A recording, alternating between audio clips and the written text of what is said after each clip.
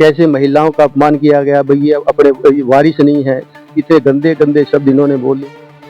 उसको बाद पर चू करने से कुछ, चू करने से कुछ। रामनिवास जी को और सभी एमएलए को कह रहे हैं अभी ये चू कर रहे हैं, तो क्या जो मुख्यमंत्री भी नहीं बन पाए, क्या ये उनके लिए भी ऐसे शब्द यूज करेंगे? मैं अपने मिशन में सफल रहा हूँ, मैं अपने मिशन में सफल रहा हूँ। आज तक की राजनीति में लोग मुझ पर विश्वास करते हैं। उनके खून से इन्होंने अपना घर भरने का काम, किन्होंने एमपी साहब ने। अगर आज बीजेपी की सरकार है तो इन्होंने बीजेपी से वोट लिया है, तो बीजेपी सरकार बनवाने में कितना योगदान। वो नाराज ना हो जाए और भाई नाराज ना हो जाए, इसलिए सबको कह दिया भी मेरी नहीं चली, तुम सब मिलकर इसको हरा दो, चाहे मुझे चले। उन्होंने कार्यकर्ताओं को स्टेज पे लात मारी, एक तरफ तो ये कार्यकर्ताओं को लात मार रहे हैं, तो उनका बड़ा तहे दिल से आभारी हूँ कि वो कैसे हरियाणा को जोड़ने का काम कर। सांसद जी तो कहते हैं नए बीजेपी से आए हैं, अभी रुक तो जाओ। ये कहते भी चौधरी वीरेंद्र सिंह ने मेरी मदद नहीं की, तो इसका मतलब वो वोट सारा बीजेपी का था। ऐसे करके धूर्त आदमी हमेशा अपनी पासे फेंकता है, तो ये हमेशा धूर्तपने की राजनीति करते हैं। सोशल मीडिया पर जेपी जयप्रकाश जो सांसद है, उनका एक वीडियो तेजी से वायरल हो रहा है, जिसके अंदर वो कहते हुए नजर आ रहे हैं कि 2024 के जो विधानसभा चुनाव हुए थे, के अंदर वह अपना एक मिशन कामयाब कर पाया। आखिर क्या कुछ वो मिशन था, वो जानने के लिए हमारे साथ राकेश दलाल जी मौजूद है। आपको बता दें, राष्ट्रीय वीर किसान मजदूर दल के राष्ट्रीय अध्यक्ष हैं। तो सर, सबसे पहले तो बहुत बहुत स्वागत है आपका आपकी खबर पर। आपका और अपने जो सभी दर्शक हमें देख रहे हैं और सुन रहे हैं, उनको सभी को हमारा नमस्कार। सर ये बताइए, आखिर कांग्रेस का ऐसा कौन सा मिशन था जिसके अंदर वो खुद ही सरकार नहीं बना पाए, और ये बयान जो है वो सांसद भी देते हैं, सोशल मीडिया पर वायरल हो रहा है, हालांकि उसके बाद जो है उसको बैलेंस करने की वो कोशिश जरूर करते हुए नजर आ रहे हैं। देखिए, सांसद महोदय का बड़ा रोल है कि सरकार नहीं बनवाने में उनका रोल है। बिहार के कार्यकर्ताओं ने बहुत ताकत लगाकर, बहुत पैसा खर्च करके उनको एमपी बनवाया था, ठीक है। वो 2009 के बाद से एमपी नहीं बन पा रहे थे हिसार के अंदर, लेकिन पूरे के पूरे सभी कार्यकर्ताओं ने बड़ा तन मन धन से उनकी मदद की और उनको एमपी बनाया। जिस तरह से हिसार के सभी कार्यकर्ताओं ने मेहनत करके उनको एमपी बनाया, इसी तरह वो अगर ईमानदारी से मेहनत करते तो हरियाणा में कांग्रेस की सरकार होती है। सर मेरे को ये बताइए, हरियाणा के अंदर कांग्रेस की सरकार नहीं बन पाई, क्या उसका सीधा श्रेय जेपी जयप्रकाश को जाता है? देखिए, जैसे आपका बरवाड़ा का देखिए, आप लगातार 10 दिन से बरवाड़ा का जो है, जो विधायक वहां से हार गए रामनिवास जी, वो कह रहे भी मेरे को हराने में इन्होंने ताकत लगाई है।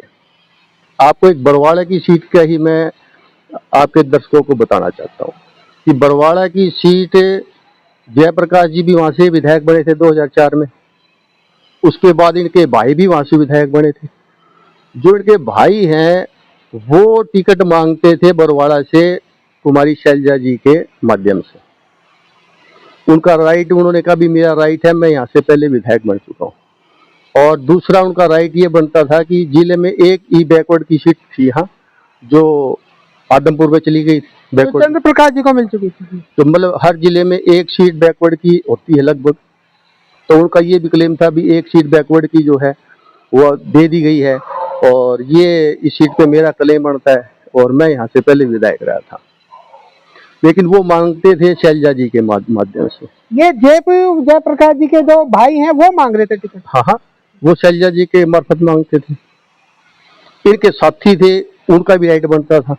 उन्होंने कहा भी हमने आपकी जो है पार्लियामेंट में बड़ी मदद करी है और हम बरसों से आपके साथ लगे हुए हैं, तो अब हमारा क्लेम बनता है कि आप हमारी पैरवी करिए और हमें टिकट दिलाइए बरवाड़ा से।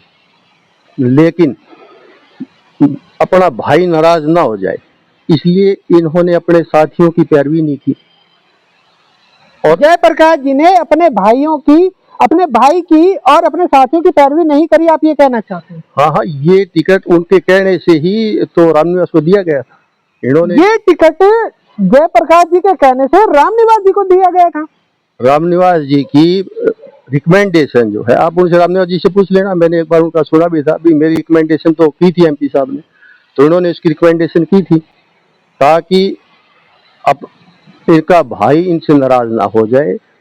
इनके साथियों का क्लेम बनता था, अगर ये पैरवी करते तो इनके साथियों को टिकट मिलती और शायद रामनिवास पिछड़ जाते टिकट में, क्योंकि जिले का एक बैकवर्ड का सीट तो चंद्र प्रकाश जी को मिल ही गया था।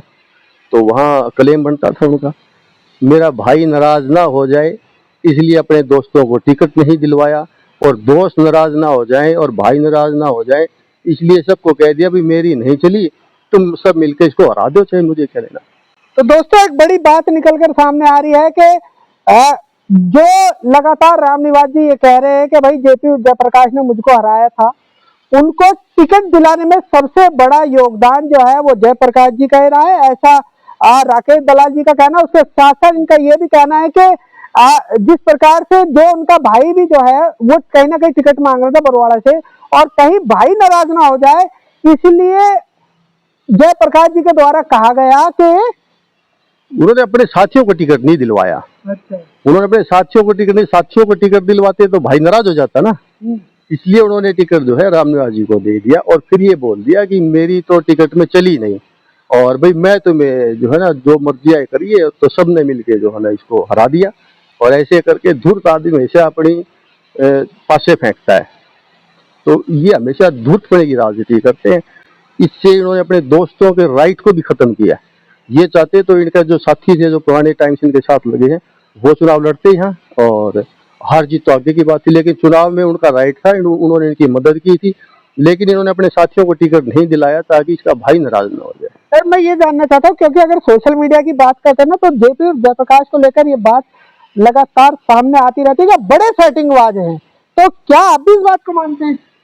देखिए उचाना आपका वहां से ये जीते थे 50-40 हजार के वोटों के करीब जीते थे, लेकिन इनका कैंडिडेट जो इन्होंने इंडिपेंडेंट खड़ा किया था उसको 30,000 वोट आए थे। तो वो 30,000 वोट के बाद जो ऊपर के वोट इनको आए थे जिससे जीते 40-50 हजार वोट एक्स्ट्रा जो आए थे वो या तो बीजेपी के थे, ये कहते भी चौधरी वीरेंद्र सिंह ने मेरी मदद नहीं की, तो इसका मतलब वो वोट सारा बीजेपी का था।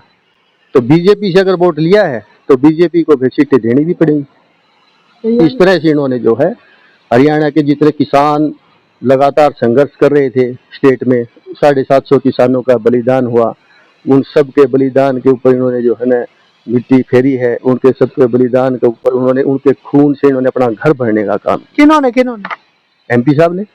अगर आज बीजेपी की सरकार है तो इन्होंने बीजेपी से वोट लिया है, तो बीजेपी सरकार बनवाने में भी इनका योगदान है। चलिए मेरे को सर ये बताइए, क्योंकि अब आप कांग्रेस का भविष्य क्या देखते हैं और सांसद साहब का भविष्य क्या देखते हैं आने वाले समय में? देखिए सांसद साहब जो हार गया बड़े हैं उनकी वजह से सभी कांग्रेस के कार्यकर्ताओं का मनोबल गिरा है, नेताओं से विश्वास उठा है उन लोगों का, तो आगे इनका भविष्य तो वे खुद जाने अपना। लेकिन ब्रजेंद्र सिंह की जो यात्रा चल रही है वो यात्रा बड़ी कामयाब यात्रा है। वो स्टेट के अंदर जो कार्यकर्ताओं का मनोबल जो गिर गया था उसको बढ़ाने का लगातार काम कर रहे हैं, और जनता का विश्वास कांग्रेस में कैसे कायम हो इसके लिए वो भरसक प्रयास कर रहे हैं, और आज की तारीख में वे इस काम में कामयाब है। चलिए सर मेरे को ये बताइए कि अगर हम चौधरी ब्रजेंद्र सिंह की बात करें और सांसद जी की बात करें, बड़ा कौन है? ब्रजेंद्र सिंह बड़े। सांसद साहब कहते हैं कि राजनीति में कोई बड़ा ही नहीं होता। हाँ, तो राजनीति में कोई बड़ा नहीं होता तो वो खुद कैसे बड़े हो गए? आज ब्रजेंद्र सिंह जिस यात्रा में लगे हुए हैं, जिस अभियान में वे लगे हुए हैं, वो अभियान तो आम बड़े बड़े नेताओं की भी सोच से दूर है।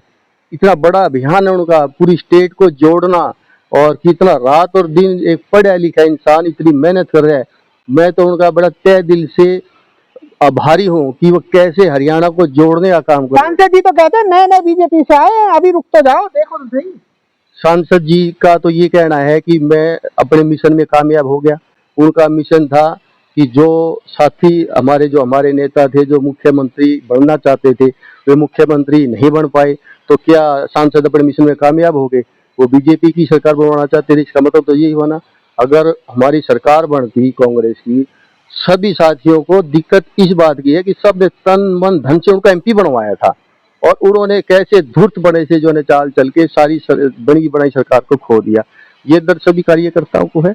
आज क्या जो रामनिवास जी को और सभी एमएलए को कह रहे हैं, अभी ये चू चू कर रहे हैं, तो क्या जो मुख्यमंत्री भी नहीं बन पाए, क्या ये उनके लिए भी ऐसे शब्द यूज करेंगे? चलिए सर मेरे को ये बताइए, क्या आप सीधा सीधा ये मानते हैं हरियाणा के अंदर जो सरकार नहीं आ पाई उसका सीधा सीधा श्रेय जो है जयप्रकाश को जाता है? सीधा श्रेय उनको जाता है। जो इन्होंने काम करे, इन्होंने कार्यकर्ताओं को स्टेज पे लात मारी, एक तरफ तो ये कार्यकर्ताओं को लात मार रहे, ऐसे महिलाओं का अपमान किया गया, भाई ये अपने ये वारिस नहीं है, इतने गंदे गंदे शब्द इन्होंने बोले।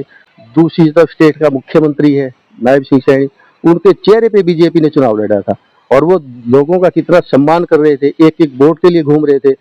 तो जो सम्मान करेगा तो जनता ने उनको सम्मान दिया, जो लात मार रहे थे उनको नकार दिया। चलिए सर, फिलहाल इस जानकारी के बहुत बहुत धन्यवाद आपका और आपके सभी दर्शकों का नमस्कार। तो दोस्तों, फिलहाल जो है सोशल मीडिया पर एक वीडियो जो है काफी तेजी से वायरल हो रहा है, जिसके अंदर हिसार से सांसद, कांग्रेस के सांसद जेपी जयप्रकाश ये कहते हुए नजर आ रहे हैं कि हारने के बाद जो है कुछ नेता चू चू कर रहे हैं। उसके साथ साथ वो ये कहते हुए नजर आ रहे हैं कि 2024 के जो विधानसभा चुनावों में वो चाहते थे, वो मिशन कहीं ना कहीं पूरा हो गया। हालांकि इसके बयानों के बाद वो पलटी मारते हुए भी नजर आए।